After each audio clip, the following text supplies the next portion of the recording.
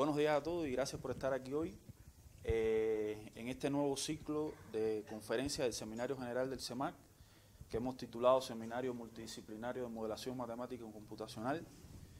En este nuevo ciclo estaremos invitando a profesores externos al centro, por decirlo así, que nos van a presentar trabajos en otras ramas de la ciencia que no son precisamente la matemática, pero que son de interés para las líneas de investigación que se trabajan en el centro y para la comunidad del centro en general. Hoy vamos a tener dos conferencias. La primera va a estar a cargo del doctor Francisco Javier Meléndez de la Facultad de Ciencias Químicas de la UAP. Nos va a hablar de problemas físico-químicos relacionados con la información de la estructura molecular. El doctor Meléndez es egresado de la licenciatura de la Facultad de Ciencias Químicas de la UAP, es egresado de la maestría de la UAM Iztapalapa, hizo su doctorado en la Universidad Complutense de Madrid en España, además es fundador del Laboratorio de Química Teórica de la Facultad de Ciencias Químicas de la UAP, tiene en su haber 25 tesis de licenciatura, 17 tesis de maestría, 10 doctorados, tesis de doctorado dirigidas. Es fundador del Laboratorio del Sureste de México, UAP, LNS, y además es integrante de la Red de Fisicoquímica Teórica y de la Red Mexicana de Supercómputos. Además cuenta con las distinciones SNI nivel 3, perfil PRODEC, pertenece al padrón de investigadores de la UAP y es integrante de un cuerpo académico consolidado. Entonces le damos las gracias al doctor por estar aquí y le damos la palabra para que comience con su conferencia. Bueno, muy bien, buenos días. Muchas gracias al doctor Fraguela por haberme invitado a dar esta conferencia. Bueno, más que conferencia es contarles lo que hacemos en el laboratorio de Química Teórica de la Facultad de Ciencias Químicas. Entonces, en realidad hemos titulado el seminario o la conferencia como Problemas Físico-Químicos relacionados con la estructura molecular. Esto es con la idea de plantearles los problemas que tenemos a nivel de química teórica y ver cómo podemos mantener una relación con ustedes, con el Centro de Matemáticas, si no me equivoco, de la Facultad de Físico-Matemáticas. Y entonces, bueno, plantearles y sobre todo de cara a ver si se puede pues, lograr alguna colaboración, si a ustedes les interesa este tipo de trabajo, ¿no? Entonces, bueno, empezaré planteándoles el problema. Tenemos dos problemas básicos ahora que estamos intentando resolver en el laboratorio desde el punto de vista teórico usando pues, la química cuántica, ¿no? Uno es la parte de cáncer de mama. El cuerpo académico es un cuerpo académico que tiene una parte teórica y una parte experimental. La parte experimental se dedica a sintetizar complejos de vanadio y la parte teórica pues a simular esos complejos que ellos sintetizan con la idea de ver si podemos resolver uno de los problemas que es el cáncer de mama y otro es la diabetes mellitus, ¿no? Tipo 2. Entonces, bueno, se ha visto que los complejos de vanadio son súper importantes y pueden ser interesantes fármacos para poder ir en contra del cáncer de mama. Aquí hay unas estadísticas relevantes sobre el cáncer de mama y bueno, lamentablemente son muchos los casos en los cuales el cáncer de mama en la mayoría de las mujeres, sobre todo de México, pues padece, ¿no? Entonces, y si se dan cuenta, pues prácticamente de todas las enfermedades, el cáncer de mama es el que ocupa un porcentaje relevante, ¿no? Entonces, bueno, la idea que tenemos en el laboratorio es sintetizar esos fármacos, hacerle el estudio cuántico a través de la gente que estamos en el laboratorio. La parte cuántica la realizamos la doctora María Eugenia Castro, que está aquí presente, y un servidor. La parte de docking molecular lo realiza la doctora Norma, que está aquí presente, y la parte de dinámica molecular, que es la que estamos incorporando ahora a estos nuevos estudios, pues la realiza el doctor José Manuel Pérez Aguilar, que justo tiene un año de que acabamos de hacer su repatriación.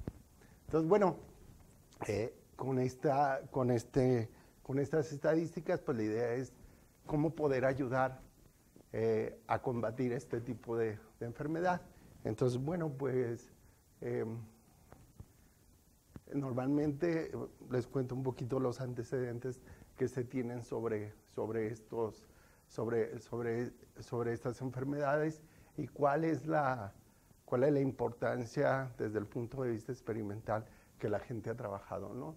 En el 2015, este grupo de colaboradores, pues bueno, utilizaron algunos complejos de vanadio in vitro y vieron que sí tenían una relevancia farmacológica, ¿no? Entonces, bueno, de ahí que nos interesara el estudiarlos desde el punto de vista teórico y ver cómo está, ¿no? Ellos en este artículo que publicaron, pues nada más dicen, pues sí mata las células cancerígenas, pero no sabemos cómo las mata, ¿no? Entonces, tenemos dos problemas básicos desde el punto de vista teórico y prácticamente es lo que venimos a contarles. Uno es, en el medio fisiológico hay muchísimas moléculas de agua y la idea es ver cómo rodean al fármaco las moléculas de agua como para poder entrar al torrente sanguíneo y hacer todos los efectos que debe de tener. Entonces, bueno, aquí una de las cosas, como les digo, es no sabían el mecanismo, no se sabe el mecanismo de cómo estos fármacos de vanadio pueden actuar. Lo que sí se sabe es que el vanadio forma complejos, son dos estados de oxidación del vanadio, no es el vanadio 4 y el vanadio 5, el vanadio más 5, que son los que tienen el efecto farmacológico. Entonces es súper importante. El asunto es cómo está rodeado de moléculas de agua, cómo entra al torrente sanguíneo, cómo se pega a las células cancerígenas y cuál sería su efecto, si el vanadio se separa, si se le elimina en este caso, que es la otra contraparte, la que se pega a la célula cancerígena y es la que la mata, ¿no? De alguna forma, lo que intentamos ver es si también estos complejos de vanadio son luminiscentes, con la idea de que sea una sonda para llegar a la célula cancerígena y poderla matar. De alguna forma, lo que intentamos hacer es que esto sea muy específico, ¿no? Normalmente todas las terapias pues son muy agresivas, ¿no? Como la radioterapia, la quimioterapia, etcétera, ¿no? Sin embargo, con esta metodología, pues la idea es que sea muy específica, el fármaco vaya justamente a la célula cancerígena y no mate a las células buenas, ¿no? Y el vanadio parece ser que es lo que lo hace. Entonces, tenemos tres problemas básicos. Uno es, desde el punto de vista cuántico, ¿cuántas moléculas de agua pueden rodear a una molécula de complejo de vanadio? Dos, ¿cómo se pega el complejo de vanadio a la proteína de la célula cancerígena? Y tres, la dinámica molecular, cómo está la conformación entre la proteína y el fármaco. Entonces, básicamente es eso lo que estamos. Y bueno, aquí les presento los 4 complejos de vanadio que estudiamos, ¿no? Si se dan cuenta, pues bueno, es el sustituyente es diferente. Este es, digamos, el template, la molécula base, y luego viene un sustituyente. Déjenme ver, aquí está uno de los sustituyentes, aquí está otro, y por acá está otro, ¿no? Esta prácticamente es una sal. Entonces, esta tiene una parte positiva y esta una negativa, mientras que aquí, bueno, el sustituyente es un butilo y aquí es un propilo. Aquí no tiene nada, entonces, digamos que fue nuestra molécula base para ver cómo se comportaba poniéndole moléculas de agua. El estudio que hicimos es, bueno, estos autores en el artículo solo hicieron resonancia magnética nuclear de protón y de carbono, pero no hicieron de vanadio. Entonces la idea que tenemos es hacer, por métodos teóricos, comprobar que los desplazamientos de carbono y de protón sí aparecen en donde ellos dicen para de alguna forma parametrizar nuestro método y con ese método pues entonces calcular el desplazamiento del núcleo de vanadio que está a campos muy altos, ¿no? Alrededor de menos 450 partes por millón. Entonces, eso a veces experimentalmente no es posible hacerlo, ¿no? Hombre, de alguna forma sí se puede, pues en lugares donde hay mucho dinero, ¿no? Y tienen la infraestructura adecuada. Lamentablemente aquí tenemos en el centro de química hay un RMN y bueno, tiene varios núcleos, pero pues no tiene el de vanadio, que a nosotros es el que nos interesa, pero con métodos teóricos podemos decir en dónde se encuentra ese núcleo de vanadio. Y bueno, aquí está el problema, ¿no? El problema real. Desde el punto de vista teórico, nosotros lo que hicimos, nuestra metodología fue, bueno, poner 2 moléculas de agua, poner 4 moléculas de agua y poner 8 moléculas de agua. Aquí les presento el template, que es este. De alguna forma, cuando uno lee la literatura, dicen, bueno, mira, no te compliques la vida, pon 2 moléculas de agua por cada átomo de oxígeno. Vale, muy bien.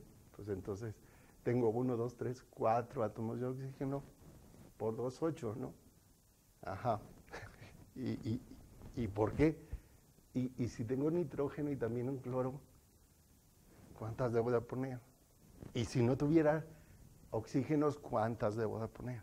Entonces, verdaderamente ahí está el problema, ¿no? Entonces, de alguna manera nosotros, como teóricos, nos gustaría ver, pues, hay una metodología matemática o un programa o lo que ustedes quieran llamarle, como ustedes lo tengan clasificado y decir, mira, no te compliques con... hombre, de alguna forma esto se puede hacer con dinámica molecular, pero con dinámica molecular no es lo mismo que hacer métodos ab initio. Entonces, los métodos ab initio de alguna forma, o DFT, que son teorías funcionales de la densidad, pues entonces de alguna forma con eso los cálculos son mucho más exactos, ¿no? En química cuántica, casi todos los teóricos lo que hacemos es manejar métodos de dinámica molecular, métodos semiempíricos, métodos ab initio y métodos DFT, ¿no? Entonces, los métodos DFT y ab initio son los que más se aproximan a la realidad, ¿no? Entonces, nosotros de alguna forma el hecho de decir, bueno, a mí con que me digas cuántas moléculas de agua debo de poner independientemente, eso pues me ayudaría a coger ese mínimo y ahora hacer un cálculo a nivel ab initio para decir, posteriormente, calcularle todas las propiedades físico-químicas que a un experimental le pueden interesar, ¿no? Entonces, bueno, estas son las estructuras y bueno, aquí les presento una gráfica donde, bueno, a medida que vamos creciendo el número de moléculas de agua, pues la energía va bajando en los 4 compuestos, ¿no? Entonces, eso quiere decir que en realidad, pues la energía se va estabilizando. Aquí nada más calculamos la energía, en realidad debemos de calcular la delta G, pero bueno, de alguna forma, el hecho de que la energía baje implica que la molécula del complejo se está estabilizando a medida que le vamos poniendo moléculas de agua. Entonces, bueno,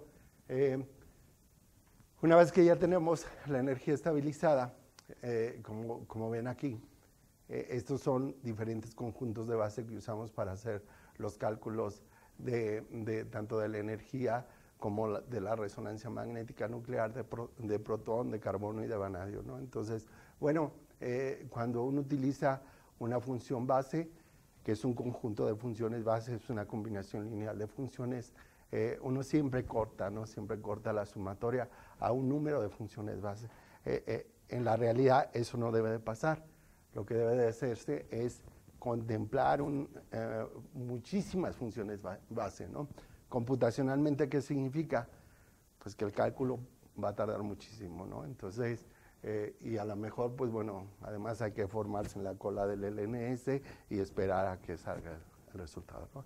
Y bueno, como muchos de ustedes ya saben, pues mandar cálculos al LNS, hay que esperar un ratillo, ¿no? Para empezar, para que entre la cola. Después, pues, para que salgan los resultados, siempre y cuando nos dejen utilizar, pues 2 o 3 nodos de 24 cores, ¿no? O sea, que tampoco es sencillo. Entonces, lo que hacemos es una metodología alternativa.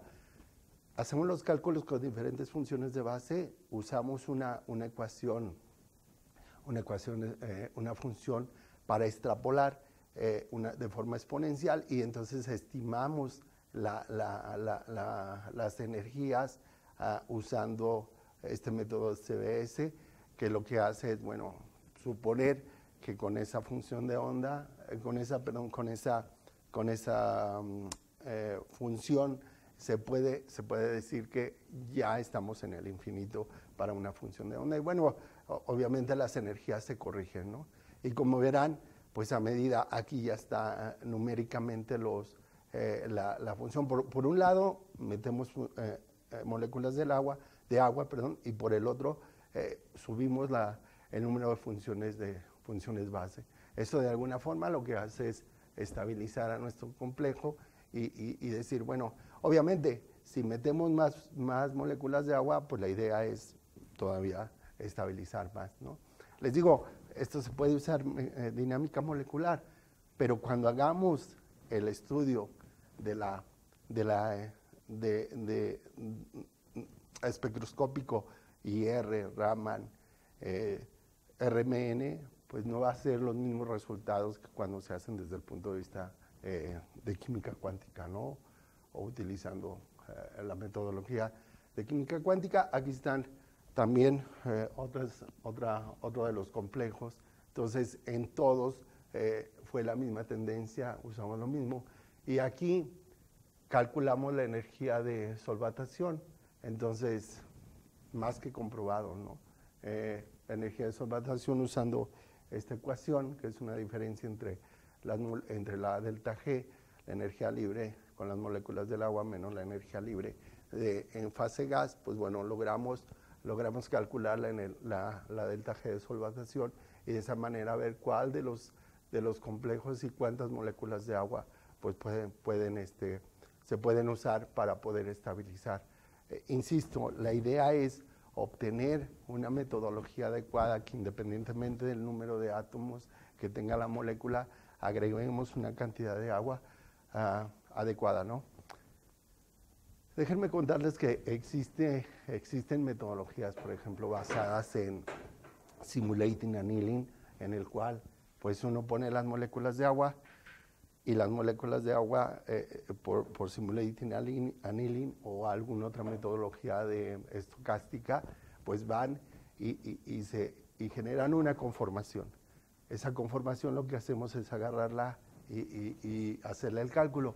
Pero muchas veces cuando se pone la molécula, las conformaciones que genera el simulating annealing o el método estocástico se van a un lado de la molécula y obviamente llegar ahí, teniendo en cuenta que se tienen 3n-6 grados de libertad vibracionales, pues es una hipersuperficie potencial que puede tener un montón de mínimos, un montón de máximos, y entonces la idea es, a ver, pues una metodología que le ponga 8 moléculas de agua, baje, me dé una conformación y me diga, empieza con esta, o varias conformaciones y empieza con las 10 primeras. No sé, que me genere 50 conformaciones, ¿ok? De esas 50 me las ordené en términos de energía y yo cojo las primeras 10 porque sé que tienen la de mínima energía y luego las optimizo a nivel de mecánica molecular,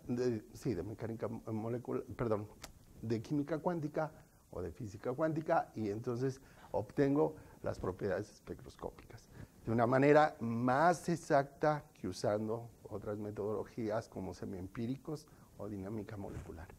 Bueno, entonces, bueno, así la situación, todos los complejos los 4 complejos tuvieron la misma tendencia, lo cual quiere decir que la solvatación pues sí ayuda a que esto se estabilice y por ende que los resultados de resonancia magnética nuclear de vanadio sean los adecuados, ¿no? Entonces, bueno, en términos generales, esta es la idea, ¿no? La idea es que las energías libres de solvatación muestran valores similares entre los 4 complejos, confirmando así su estabilidad en medios acuosos. O sea, esta es una de las conclusiones de este trabajo, ¿no? Pero básicamente el problema radica en saber cuántas moléculas de agua podría ser. Habíamos, con los 4 complejos, habíamos intentado publicar este trabajo, y uno de los referees, pues obvio, nos cuestionó y dijo, ¿y por qué usaron solamente 8 moléculas, no? Ah, pues tiene razón, o sea, ¿por qué 8? ¿Por qué no más? ¿Por qué no más? Entonces, tampoco podemos justificar diciendo, no, pues es que en el LNS no nos dan tiempo de cómputo, pues obvio que no, ¿no? O sea, puedes usar más. Bueno, pues muy bien. Entonces, ¿cuál podría ser una metodología adecuada que me ayude a decir, utiliza 12, 15, 16, las moléculas que tú quieras? Con esto, tus parámetros espectroscópicos van a ser muy buenos y vas a poder decir en dónde están esos desplazamientos para el vanadio de estos complejos, y además caracterizar. Aquí son 4 complejos, les digo.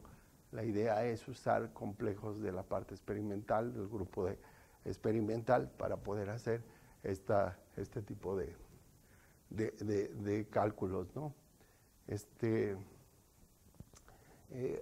Alguien que hace mucho tiempo, bueno, seguro todavía lo siguen haciendo. Una vez fui a una visita a un centro de biología en La Habana, y bueno, tenían toda una metodología muy bien establecida, ¿no? Desde el punto de vista que ellos hacían,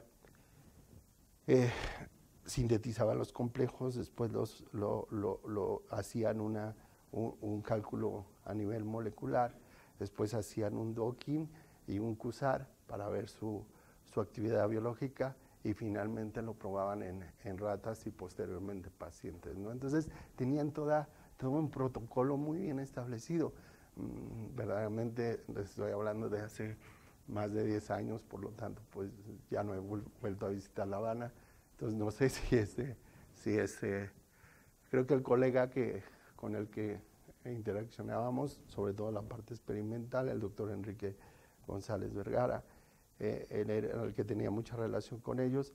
No sé si todavía él siga activo, ¿no? Pero bueno, es algo que queremos hacer nosotros con estos nuevos complejos de vanadio que ellos están sintetizando, y que además son muy interesantes desde el punto de vista experimental. Bueno, otro de los problemas que tenemos, insisto, lo primero que les decía es sobre la parte de esos complejos. Además hay otra cosa interesante, volviendo a los complejos de vanadio, porque esto ya es otro tema. Son canales de HCN que básicamente se encargan de tener, bueno, de resolver un problema. ¿De qué tipo? Sí, pero en general, ¿qué es lo que se resuelve? Exacto. Entonces, pero comparado con los otros complejos, la idea es, aquí se generan moléculas de NO, que es óxido nítrico, y el asunto es ver cuál es el mecanismo de reacción para poder bloquear a estos canales, ¿no? Entonces, digamos que este es un diagrama netamente biológico. Sin embargo, la producción y la síntesis de NOS, que es justamente el óxido nítrico, es el que se encarga. Este es un dibujo de la molécula. Obviamente, como toda en la vida, en química siempre nos dicen que son bolitas y palitos, pero bueno, es mentira, ¿no? Es el HCN1, HCN2 y HCN. Más o menos en qué estaba. No, de calcio, ¿no? Sí. Sí, creo que sí son de calcio. Y los voltajes son muy pequeños. Sí. De hecho, este trabajo, una de las chicas que está haciendo ahora el doctorado con nosotros, ella lo hizo en su maestría, pero desde el punto de vista experimental en el Instituto de Fisiología.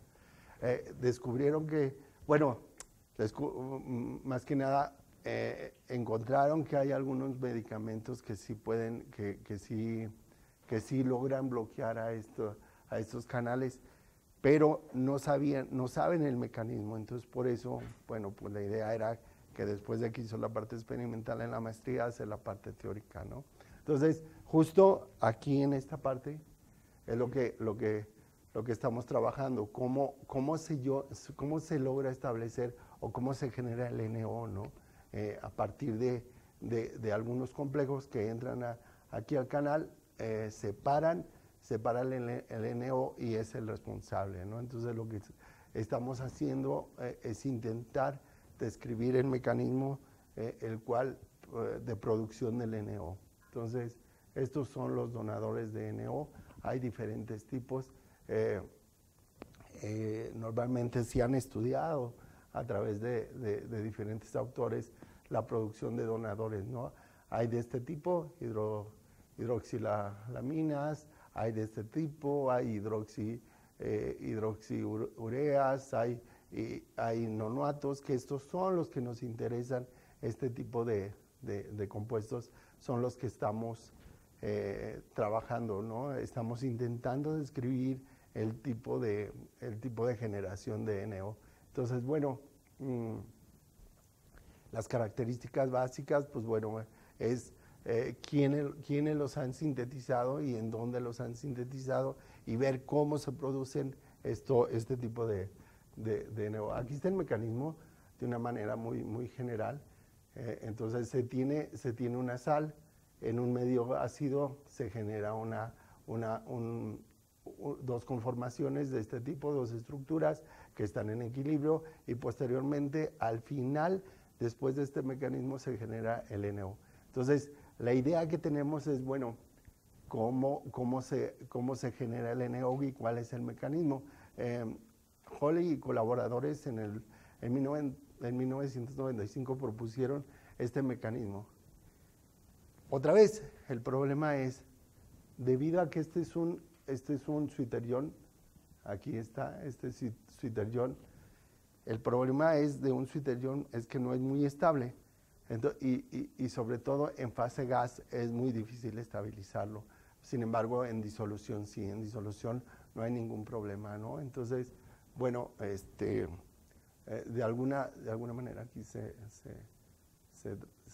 sobrepuso algo, pero bueno, estas son las moléculas que tenemos y en general esta es la producción de los diferentes NO, ¿no? Bueno, más bien del NO, dependiendo del sustituyente, que en este caso es la X, ¿no? Entonces, ¿cómo se lleva a cabo esta producción? Bueno, pues esa es la idea.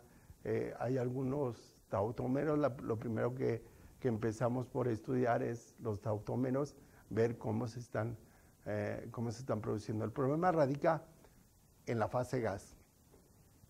Como se darán cuenta, este es un ion negativo, pero al momento de protonarlo se convierte en un zwitterion que muchas veces normalmente es muy difícil de estabilizar en fase gas, ¿no? Entonces, a nosotros nos interesa justamente ver cuántas moléculas de agua igual se le pueden poner aquí. Por ejemplo, aquí se ven algunas moléculas de agua y bueno, no necesariamente son 2 por cada oxígeno, ¿no? No pueden ser, como les digo, 10, 20. El asunto es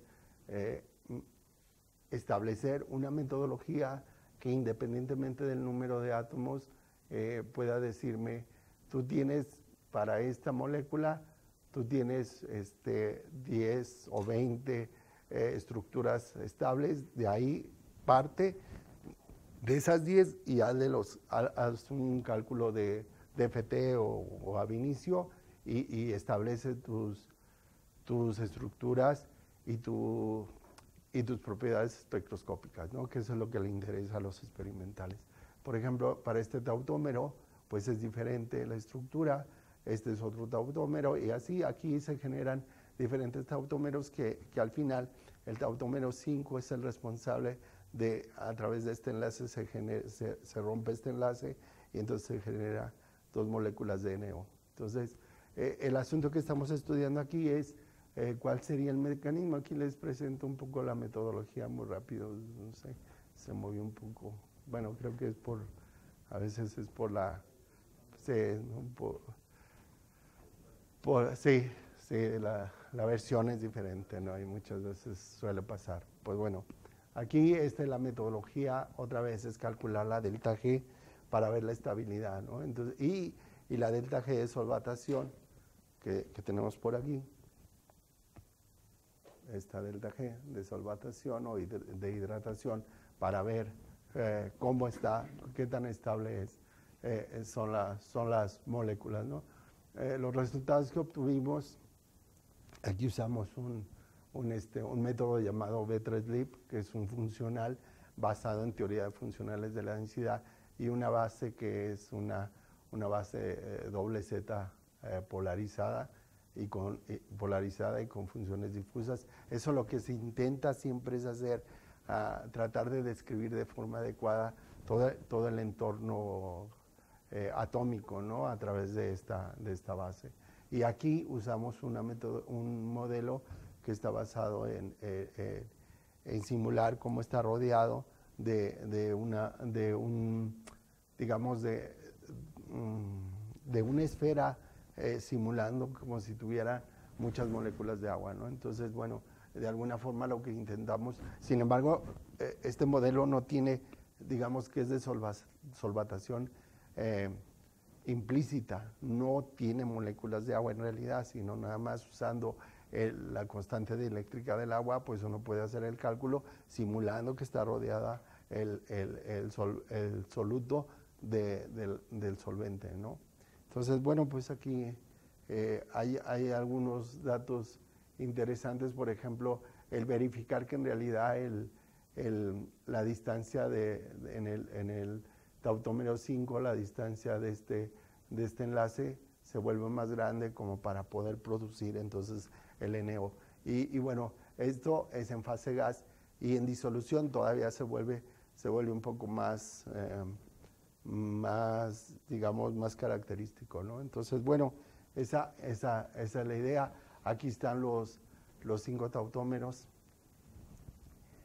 Los 5 tautómeros que hemos estudiado, y bueno, estamos haciendo ahorita un trabajo con la idea de crecer. Por ejemplo, aquí este tautómero tiene un etilo. La idea es empezar con un metilo, un etilo, un propilo, un butilo y un pentilo, para ver el efecto que tiene el sustituyente sobre la generación de NO, de esta molécula de NO.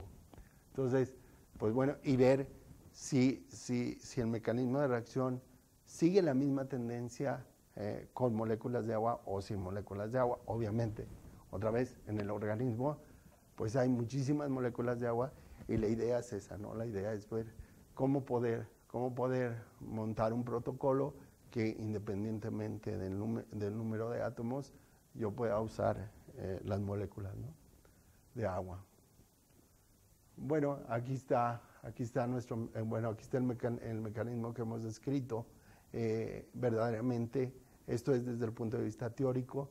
Este es el mecanismo que nada más con el sustituyente metilo es lo que se produce. Al final, estas son las 2 moléculas de NO que se están produciendo, y el amino que está aquí, ¿no? Entonces, bueno, lo que nosotros queremos ver es si sustituimos esos sustituyentes por una cadena más larga, cómo se modifica este mecanismo, y si se logra producir estas moléculas de NO a medida que crece el sustituyente. Entonces, esa es la idea, ¿no? Este mecanismo todo lo hicimos en SMD. De alguna forma, lo que hicimos es, como les digo, simular el solvente implícito. Lo que sí queremos es simular el solvente explícito para ver entonces cuánto influyen las moléculas de agua en el mecanismo, si se conservan estas barreras, el estado de transición, los mínimos locales y los productos, o bien si se corrige a medida que vamos cambiando el sustituyente, ¿no? Entonces, eso es lo que estamos ahorita, en este momento, metidos en ello para ver cómo lo podemos resolver, ¿no? Tenemos un problema, el problema es que en fase gas, muchas veces estos compuestos no se estabilizan, entonces nos dan algunos de ellos en algunos fase gas nos dan frecuencias negativas, lo cual quiere decir que bueno, pues no estamos en un mínimo, sino en un máximo, y lo que nosotros queremos son mínimos, ¿no? Entonces, bueno, pues ese es el trabajo. Y bueno, en definitiva, ya no aparece por aquí, pero bueno, no importa, lo importante es esto, ¿no? ¿Cómo establecer un protocolo independientemente del número de átomos que se tenga la molécula para poder poner un solvente explícito, que me diga por dónde va a ir la reacción química? Eso podría ser una de las preguntas que se tienen, ¿no? Y que nos gustaría resolver. La otra es cómo la descripción del solvente, pues obviamente es importantísimo en sistemas biológicos, y a nosotros nos daría la pauta de decir, si un experimental quisiera resolver un problema o sintetizarlo, decir en dónde su complejo va a estar dando la señal de resonancia magnética nuclear, y si en verdad va a servir o no desde el punto de vista biológico, usando metodologías como es la química cuántica, el docking molecular y la dinámica molecular, ¿no? La dinámica molecular es cuando ya se tiene la proteína más el ligando, ¿no? Entonces, ahí, y se rodea de muchísimas moléculas de agua, simulando prácticamente lo que sucede a nivel biológico. Entonces, bueno, pues, en definitiva, ahorita estamos enfocados en esos dos tipos de trabajo. Por un lado, claro, tenemos muchos más, pero básicamente lo que nos interesa es establecer este protocolo que nos ayude a decir cuántas moléculas de agua podemos poner. Y bueno, este es nuestro grupo de trabajo. Aquí están los estudiantes. Este es el doctor José Manuel, y la doctora Brenda, ella es de la parte experimental, la doctora Norma aquí presente, la doctora María Eugenia. Los servidores son estudiantes, ellas dos, ella es la que está estudiando la parte del canal, y ella es una estudiante de doctorado. Liz es la que está en la parte de complejos de vanadio, ¿no? Y ella es una nueva estudiante que lo que queremos hacer es usar algunas moléculas para resolver un problema en África. A través de una colega en África, tienen dos problemas básicos. Una es la malaria y la otra es la tuberculosis.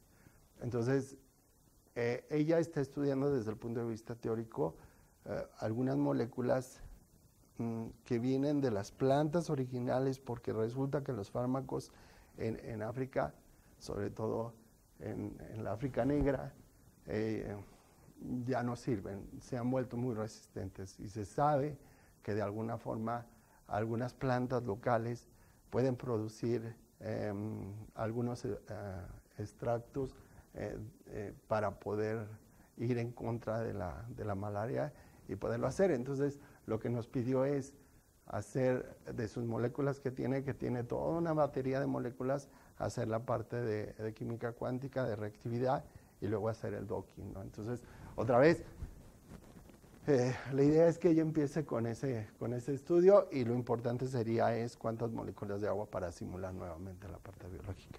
Y bueno, pues agradecerle al grupo de trabajo que, pues todo lo que, con lo que hemos estado trabajando, y bueno, pues a ustedes por su atención, ¿no? Muchas gracias.